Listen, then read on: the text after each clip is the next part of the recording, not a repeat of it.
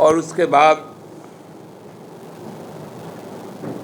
इस राज्य में हमारे वर्तमान राज्य सरकार जिसका नेतृत्व हेमंत सोरेन जी कर रहे हैं, उनका कार्यकाल भी दिसंबर के अंत तक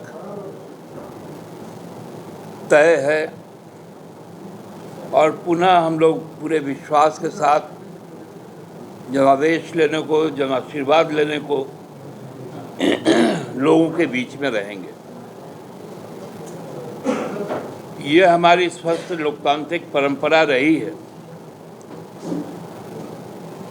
कि सभी राज्यों में जहाँ पर सरकार के कार्यकाल का जो अवधि होता है उसके पूर्ण उपयोग का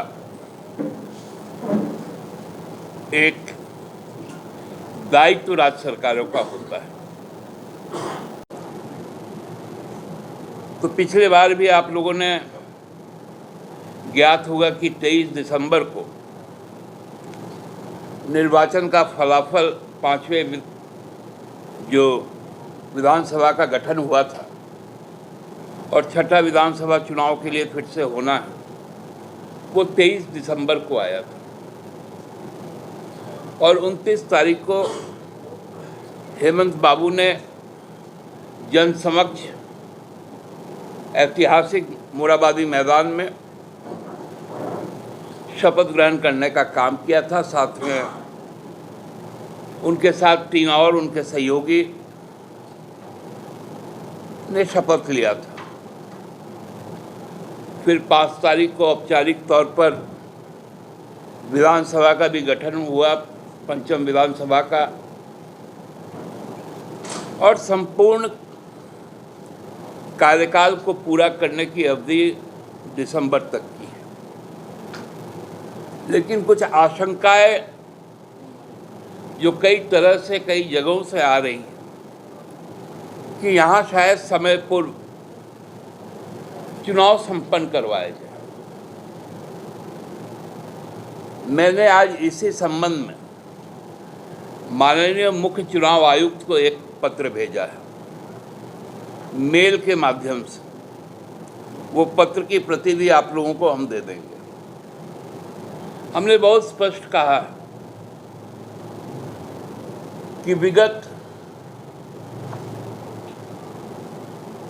जो 23 सितंबर को जब चुनाव आयोग की टीम यहाँ आई थी, बहुत स्पष्ट शब्दों में हम लोगों ने इस बात को कहा था कि यदि जनादेश का विपरीत जाकर कोई काम होता है तो वो न केवल अलोकतांत्रिक होगा वरना असंवैधानिक भी होगा, क्योंकि हमें जनादेश 5 साल का प्राप्त है। उसमें 5 मिनट का भी यदि क्षय होगा तो वो जनादेश का अपमान होगा, उनके लोकतांत्रिक भावनाओं को ठेस पहुंचेगी। तो ये जो आशंकाएं हो रही कि महाराष्ट्र के भाव नहीं होता है, लेकिन यदि हमारे साथ भेदभाव होगा तो ये यथोचित नहीं है, न्यायोचित भी नहीं है। इसी भावना को आप लोगों के माध्यम से राज्यवासियों को भी आश्वस्त करना चाहते हैं कि आप भ्रम की स्थिति में मत रहें।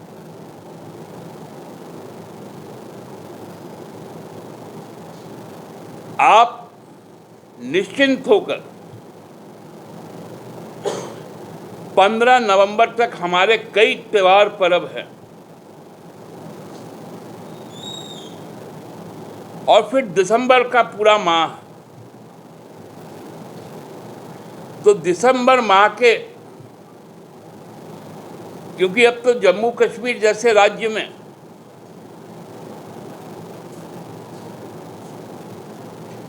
जहां इतना अशांति था, दुर्गम पहाड़ियां हैं, वहाँ पर भी जब इतने कम फेज में, 2 फेज में यदि इलेक्शन हो सकता है, तो हमारे यहाँ तो हो ही सकता है।